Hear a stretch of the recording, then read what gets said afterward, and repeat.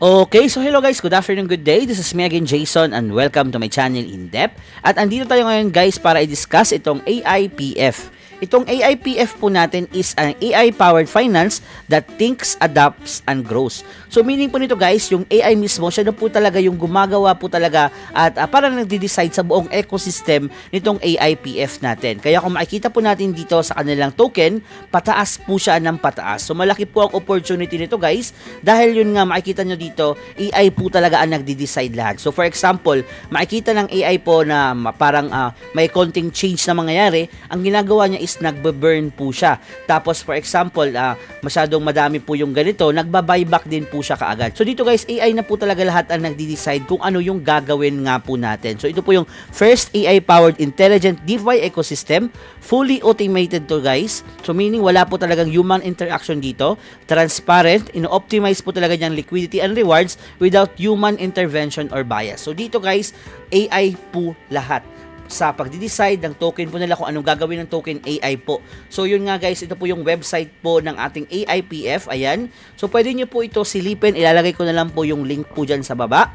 Pero pumunta po muna tayo sa token po nila. So nasa Polygon scan tayo, meron po silang 14,000 dito na holders.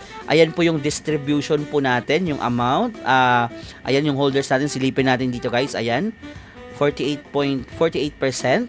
Tapos ito naman po yung token po nila sa DEX tools, okay? So 1.945 US dollar po ang presyo ng ating token with market cap na 1 million. So malaki na po ang market cap nito with liquidity po na 1.49 million. Ang circulating supply is 551,000 and ayan po yung token po nila. Dito naman po sa DEX screener makikita natin pataas lang po siya ng pataas. So malaki po ang potential nito guys dahil AI po talaga ang nagde-decide po ng kanilang token, okay? So sa market cap, sa coin market cap, ito naman po yung details niya. Makikita natin dito yung website, yung white paper. Silipin natin yung white paper mamaya guys. At ayan, yun lang naman guys. I mean, pinapakita ko lang po sa inyo yung mga graph po nitong AIPF po natin na pataas po talaga ng pataas, okay? So silipin natin dito guys, 1 month. Punta tayo sa 1 month guys. Hindi nakikita, 1 year. Ayan, so pataas po siya ng pataas. So pataas po siya ng pataas, okay? So pupunta po tayo dito sa ating presentation po ng AIPF. Introduces a new era of DeFi, an autonomous economic system governed by artificial intelligence. So parang iba po ito sa mga na-discuss natin AI guys, dahil dati parang ang AI po na yon wala pa pong token. Dito may token na po sila. So dito ini-engineered po nila para ma-eliminate ang human error, ini-stabilize ang liquidity and reward long-term participation. Tapos ano po yung vision nila? Ang vision po nila is yung liquidity and supply and reward cycle balance automatically. So dapat ma-balance po ang liquidity and supply. Yung emission and burn events are optimized mathematically. So yung may mga burn events po kasi sila dito guys, yung AI mismo yung nagbe-burn. Transparency and sustainability become native protocols function. So a self-learning, self-correcting digital economy able to grow indefinitely.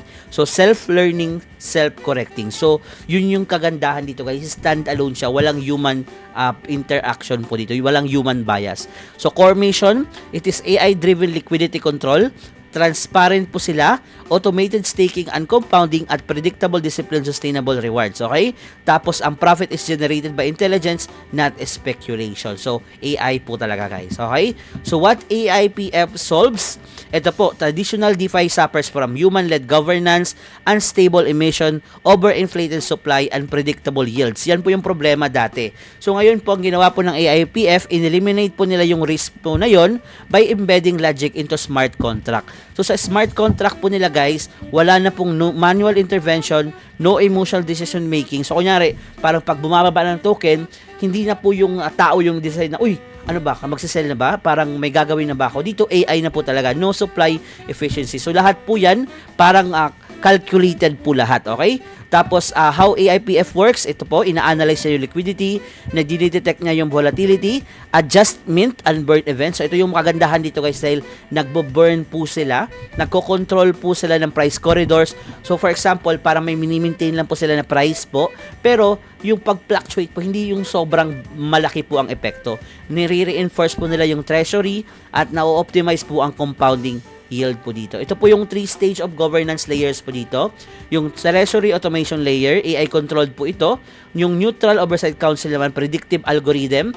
Tapos yung citizen layer, yung community yung magdi-decide. Okay?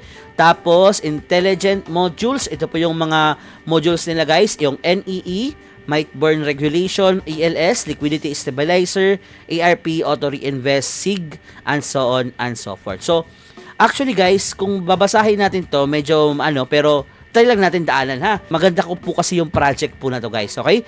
So ito yung key system mechanics po nila. Minomonitor po ang market corridor and triggers treasury buybacks when price dips. Ito po yung maganda dito guys, may buyback po tayo. At nagsisell po sila ng small amount during rapid spike. So kunyari, ang parang po kasi sila, parang nagsisell din po sila pero maliit lang po, small amounts lang para ma-maintain po ang healthy price equilibrium. So yun po yung target po nila guys, okay? Tapos nire-recycle po yung ating binibenta po nilang token, nire-recycle po nila sa buyback. Tapos auto restake po nila yon para po ang mangyari po, kunyari, di ba naka-stake yung token, mas tumaas po siya para mag-contribute po siya sa token deflation and growth. So, yun po yung kagandahan niya. Emission precision, adjustment burn cycles, slows halt emission during volatility, prevents oversupply and price devaluation. So, yun yung kagandahan ng AI po nila guys. Parang, actually, pag magsisearch po kayo sa ChatGPT, mas may mga ganun na po talaga, like mapipredict na po nila kung ano yung posible yung position sa ganito ganyan.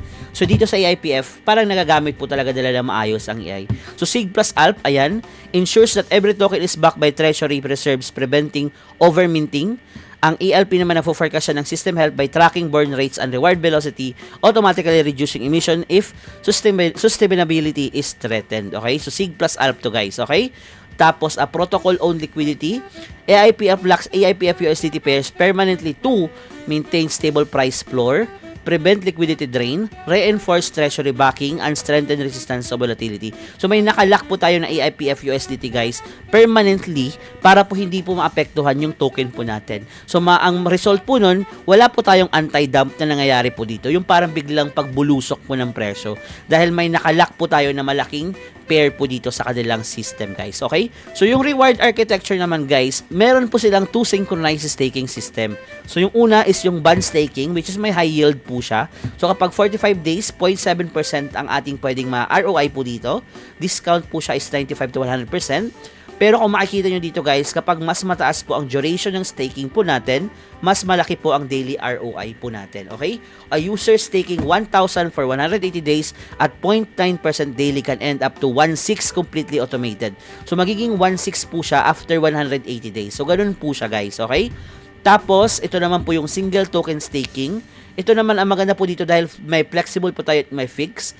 Ang flexible, anytime po pwede po natin kunin. Tapos, rebase lang po niya is 12 hours, okay? So, ang all handles auto-rebase every 12 hours and compounding earnings seamlessly. So, every 12 hours, nagre-rebase po siya.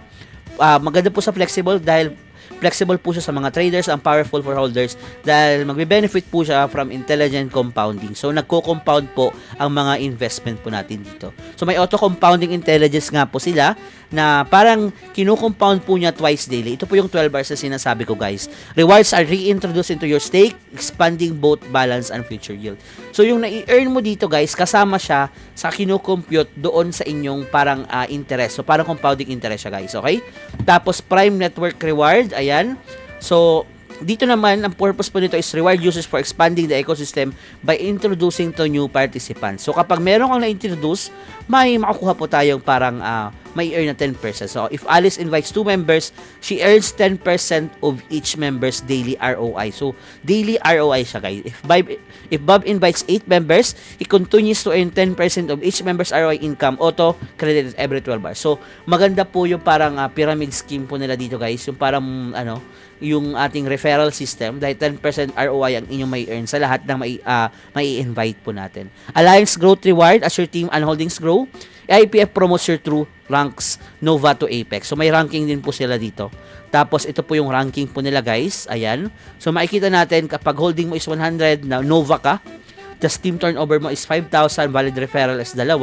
Tapos kapag masyadong malaki po ang inyong parang makukuhang referral, may 70% ka po dito na ROI on ROI. Okay? So ayan po, meron po tayong ranking na sinasabi. Tapos up to Apex po siya, up to 150%. So, reward logic. So, may mga reward system kasi sila dito, guys. So, dual line bonus. 2 direct leaders in one branch earn 10% each on ROI with their lineage. Tapos, skip level bonus na 5% and so on and so forth. Tapos, global contribution. Ito, ano na lang to siya, guys. Ayan. So, dadaanan na lang po siya natin. Pero, parang ano lang po siya. More on explanation lang to kung ilan yung may earn po natin at ma-unlock po na burn mechanism. Ito naman burn mechanism to. When users unlock tokens, AI enforce a controlled burn to maintain scarcity. So, kapag meron na open na token, may mababurn din po agad na 20%. Instant po ang release, pero 20% ang mababurn. Dito, kapag na 15% or 10 days, ma-unlock mo siya after 10 days, may mababurn na 15%. Marirelease po siya linear. Pag 60 days full best, walang mababurn, pero 0% po, okay? So, ganun po siya. So, kapag may gusto kang ma-unlock ka agad, parang ang mangyayari po dito, may mababurn po na 20%. So, ito po is para po siya pang buyback naman po sa system.